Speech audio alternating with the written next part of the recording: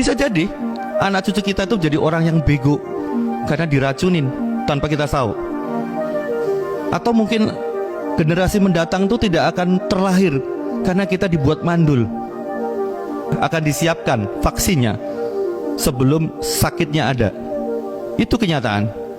Itu bukan membual, karena kita menghadapi kenyataan bahwa Pak Prabowo pun presiden terpilih, tak ubahnya hanya antek. Bukan, saya bilang mungkin bukan antek, tapi orang yang punya kekuasaan tapi ternyata tidak punya kekuasaan.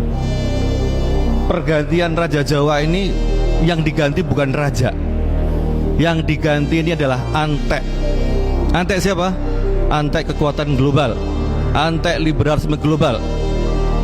Seorang BGS yang hanya menteri tidak dapat ditolak oleh seorang Prabowo yang presiden terpilih. Saya katakan, seorang Prabowo pun dan timnya tidak menginginkan dia menjadi seorang menteri kesehatan.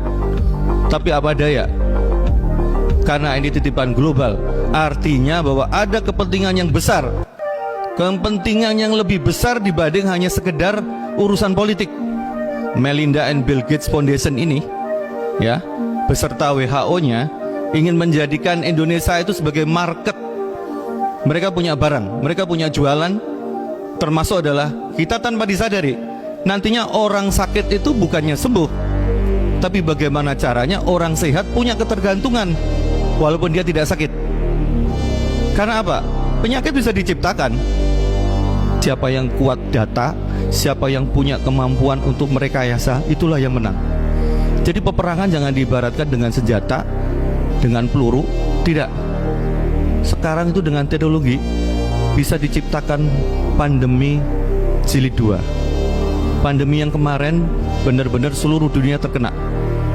Tapi kata pakar security, biosecurity dunia mengatakan bahwa pandemi yang kedua itu karena genomik. Genomik tadi, gen. Dia bisa milih yang sakit adalah orang-orang tertentu.